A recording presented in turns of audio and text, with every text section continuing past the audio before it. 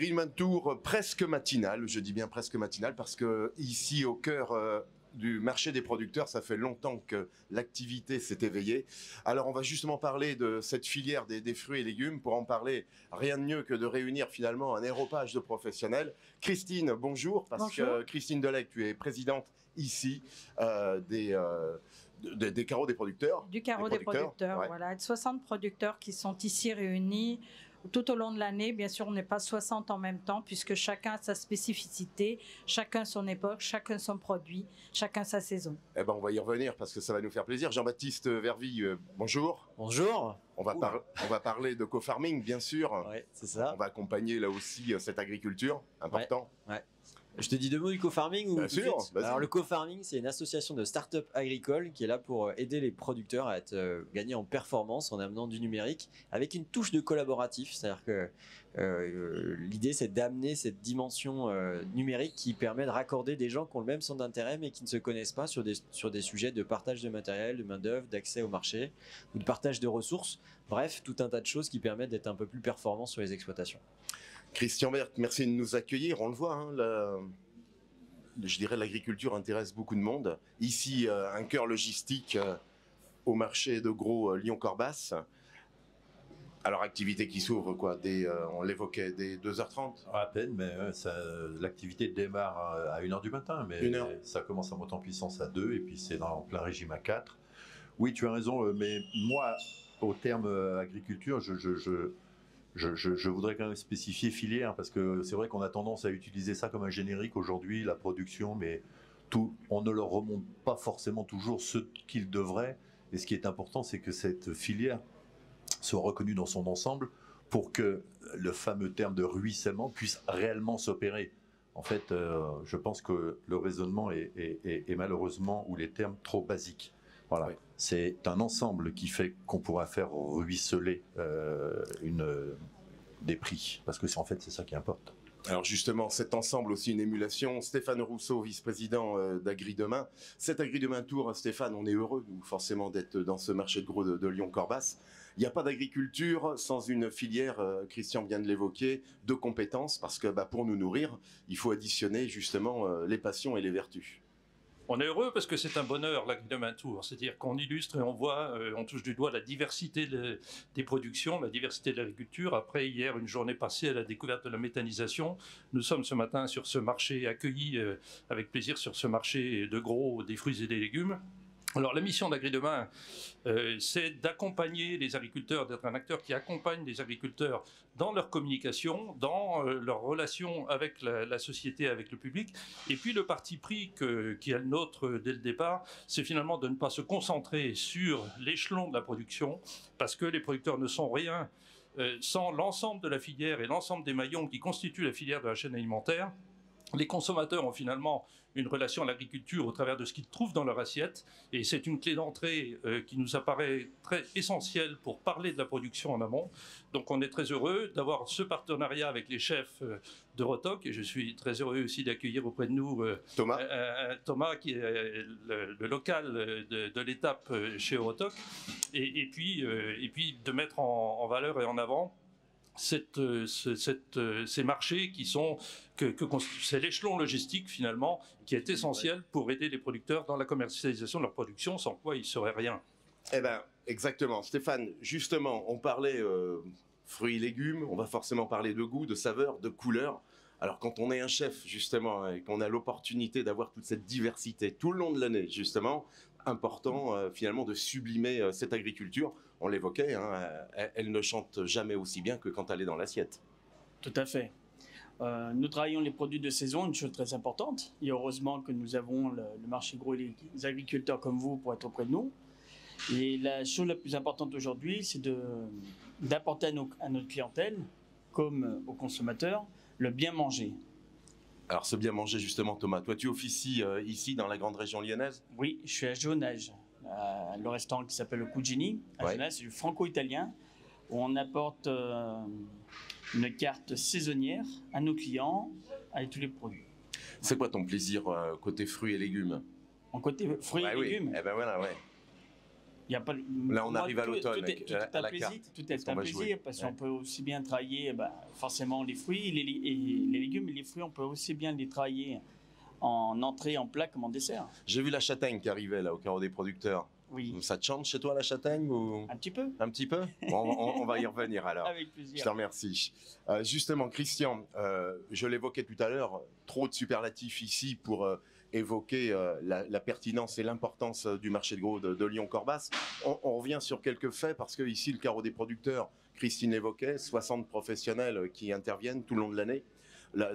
Cette jonction entre agriculture et, je dirais, professionnel du commerce, fondamentale lorsqu'on est ici, je dirais, à réunir tout un ensemble de professionnels dont le métier est le sourcing et la distribution. Oui, ce qu'on a recherché donc il y a 15 ans de cela, parce que le marché est dans sa 13e année, c'est la complémentarité en fait. Nous sommes conscients que si notre région est extraordinaire, puisque quand même préciser que c'est 500 000 tonnes de fruits et légumes qui sont produits en Auvergne-Rhône-Alpes. Oui. Pour faire un similaire, le marché dans sa globalité commercialise 300 000 tonnes. Donc ça donne quand même une importance dans les masses. Les fruits représentent la production de fruits en Auvergne-Rhône-Alpes. C'est 9% de la production nationale. Donc on est quand même sur une machine, et les légumes 5%. Donc on est quand même sur une machine qu'on peut qualifier de machine de guerre, puisqu'on est réellement un centre névralgique de la production et de la consommation. La complémentarité qu'on a voulu, c'est qu'on est convaincu, je suis convaincu, que pour la vraie valorisation passe par de la segmentation, par de la niche.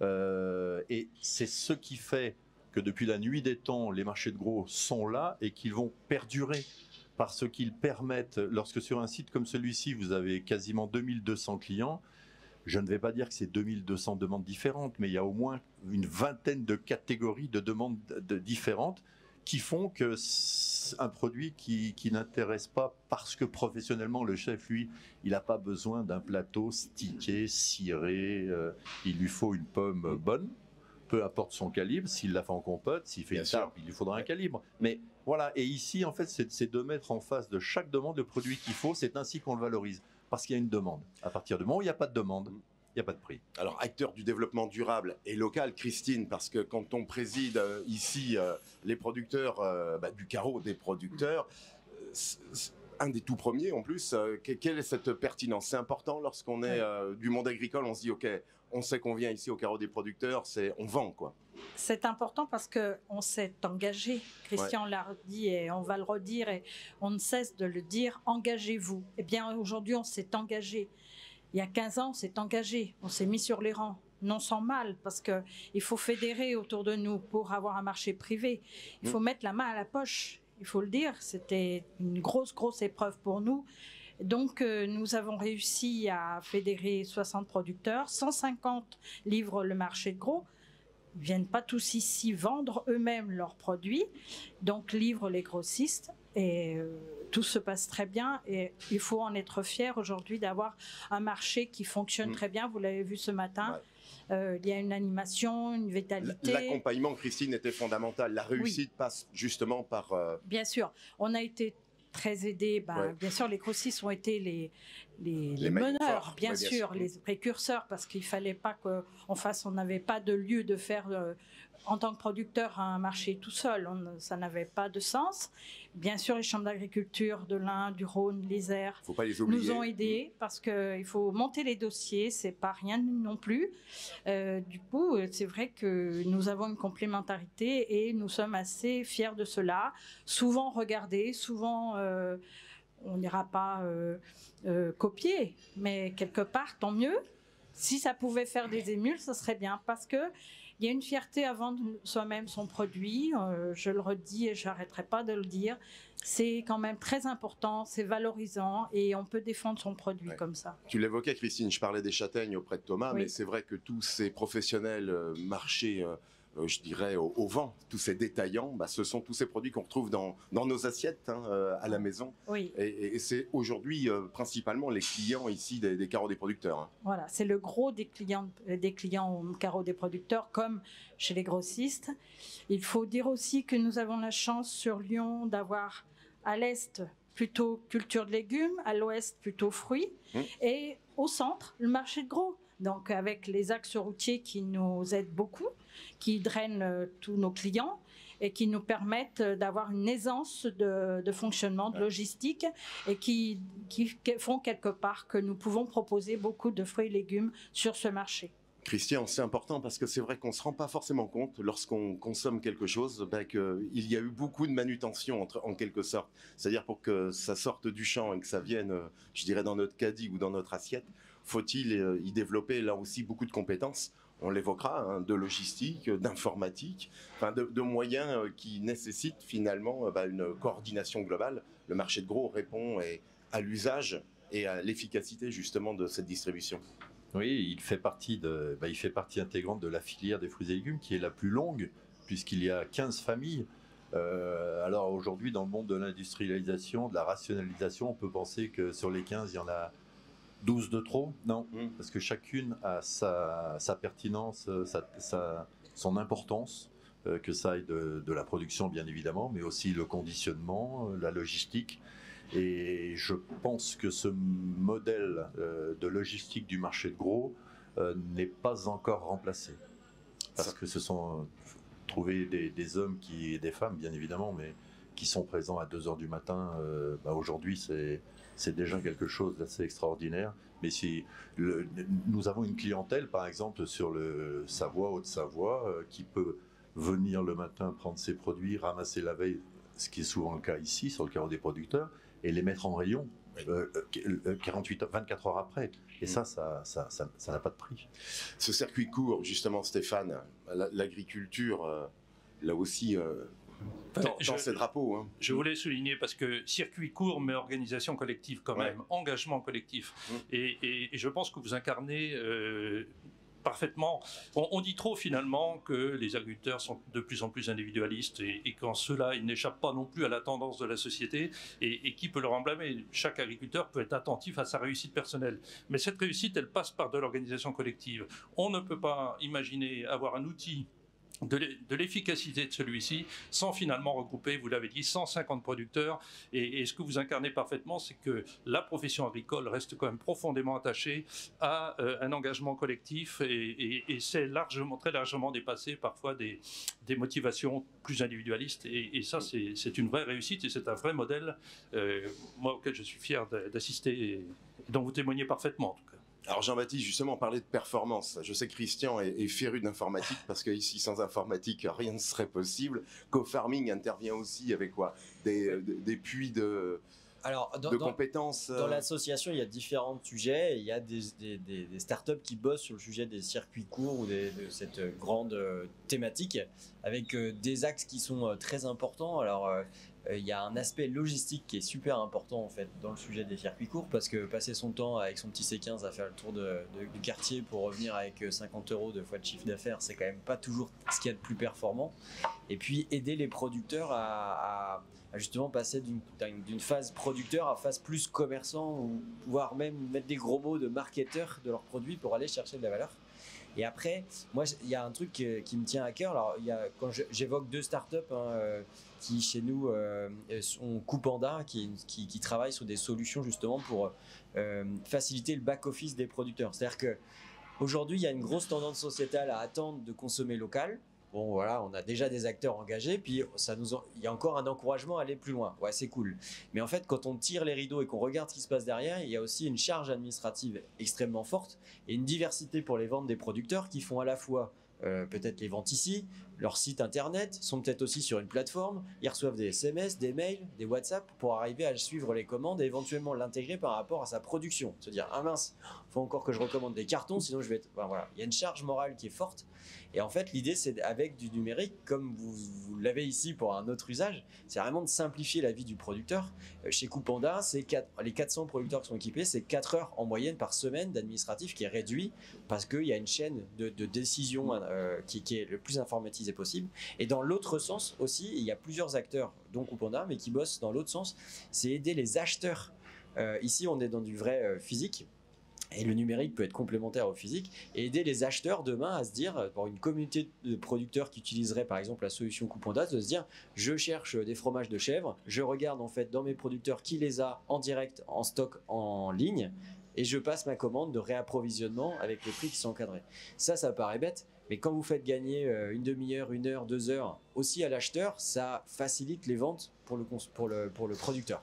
Christian, les marchés de gros, c'est finalement un acteur incontournable, c'est social et sociétal même, parce que défendre finalement les commerces de proximité, mais on le voit aussi en amont, c'est de la R&D, c'est finalement une effervescence, c'est de l'emploi à tous les niveaux finalement. Oui. Et c'est bon, c'est bien de ramener le sujet à cette dimension, parce que je suis un fervent partisan des niches, je l'ai expliqué, ça permet une valorisation.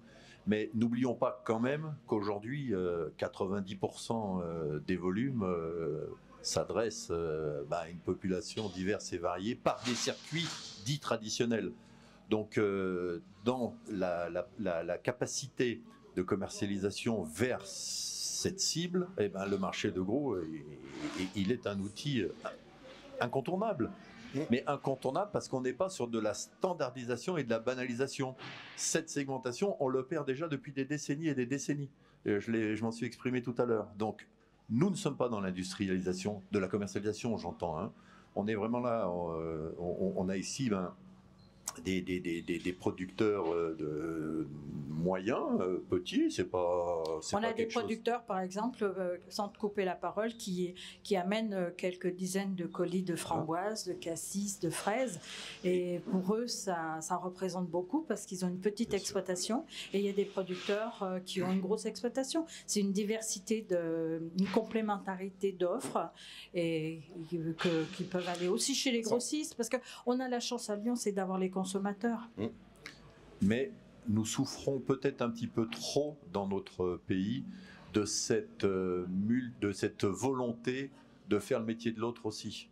Je pense que si cette filière est aussi riche et qu'il y a beaucoup de métiers, et je pense que l'avenir de notre filière et de notre société passe par une professionnalisation. Je ne dis pas forcément spécialisation, mais une professionnalisation. À la production, à la distribution, à la vente, dans les restaurants. Aujourd'hui, on parle de restauration collective, c'est bien, mais encore faut-il former les cuisiniers de la restauration collective aux bons gestes, aux bons menus. Et les gestionnaires aussi, Christian. Et les gestionnaires. Donc voilà, aujourd'hui, il faut... Et on stigmatise toujours sur la production. C'est bien, mais ils font déjà tellement. Aujourd'hui, le premier truc, c'est on dit, est-ce que vous êtes bio ? Non, mais on est HVE 2 ou 3, ce qui est déjà juste top niveau. On s'auto-flagelle. Lorsque nous nous déplaçons et que nous allons voir nos confrères dans des pays européens ou mondiaux, la première chose qu'ils nous disent après nous avoir dit bonjour, ils ne le disent pas, ils rigolent. Alors, mais pourquoi tu rigoles ? Mais vous êtes malade en France. Vous n'arrêtez pas de dire que vous vous empoisonnez. La dernière fois qu'il y a eu des morts par l'alimentation, c'était quand même des graines germées bio. Hein. Donc, arrêtons de nous flageller, arrêtons de vouloir faire en permanence le métier de l'autre, spécialisons-nous, professionnalisons-nous, et après on aura des rapports sains et normaux avec les autres opérateurs de la filière. Alors justement, on va se professionnaliser, on va devenir aussi éco-responsable, Christian, ça c'est important. Ah, c'est notre base. Voilà, on va y revenir. Je voulais qu'on termine cette première table avec toi, Thomas, parce qu'on l'a vu, hein, on voit la puissance qu'il y a avant l'assiette. Ce qui te donne forcément une responsabilité importante. Hein. Est-ce que justement, à écouter ces acteurs, ces professionnels de l'agriculture, de la logistique, du commerce, d'un seul coup, on se dit quand il faut expliquer l'assiette, parce que le service en salle est aussi fondamental, on valorise le travail des chefs, mais il y a des ambassadeurs et des ambassadrices qui sont ces professionnels de la salle, et c'est eux qui sont finalement les derniers maillons d'une chaîne, je dirais, d'information et de pédagogie. C'est important lorsqu'on est aussi restaurateur de nourrir la salle. Tout à fait. La chose la plus importante, c'est surtout redonner confiance aux gens sur les légumes, les fruits, l'agriculture. Parce qu'aujourd'hui, malheureusement, on mange... Les gens, moi je le vois par rapport à ma clientèle, ils ont de moins en moins l'habitude de manger du bio ou du frais. Malheureusement. Alors quand ils viennent chez nous, on leur apprend ce que c'est les légumes. Parce qu'aujourd'hui, quand on voit vraiment la situation, les gens ne sont plus habitués à manger de légumes, surtout les enfants. Et c'est ça qui est un peu dommage. Et l'avantage de la restauration, de la clientèle qui vient chez nous, c'est de leur réhabituer à travailler les légumes, et surtout au niveau du goût, de leur apprendre le savoir manger. Alors, le savoir manger, le mot de la fin, Christine, parce que oui. je voulais terminer avec toi malgré tout, parce qu'on l'évoquait, hein, Thomas l'évoquait, à réapprendre à consommer des fruits et des légumes. La publicité nous intoxiquait avec 5 fruits et légumes par jour. Bon, oui, mais vous savez bien, important quand même. Si un slogan, on ne l'enfonce pas à coups de marteau dans une tête, on n'y arrive pas et on n'est pas compréhensible et on ne l'intègre pas. Bien sûr qu'il faut manger les fruits et légumes, mais il faut manger saison. Mais saison quand? Saison l'ananas, c'est pas forcément chez nous, c'est pas local, mais c'est bon aussi. C'est pour ça qu'il y a une complémentarité avec nos métiers. C'est que forcément, quand c'est produit à côté de chez vous, bien on se dit qu'on pollue un peu moins. On se dit qu'on fait un petit geste pour la planète. On se dit qu'on soutient le commerce local et que quelque part, on donne de l'emploi à nos enfants aussi, localement. Ils ne sont pas obligés de courir à l'autre côté du pays. Enfin, il y a tout un raisonnement derrière. C'est un engagement, voilà. Eh ben, merci Christine. On va terminer ce premier débat. On va accueillir Laurent Rivolet de GRDF parce qu'on va vous parler là aussi de valorisation des déchets ici au marché de gros de Lyon-Corbas et ça c'est important. Laurent, merci Christine. Merci. À tout à l'heure.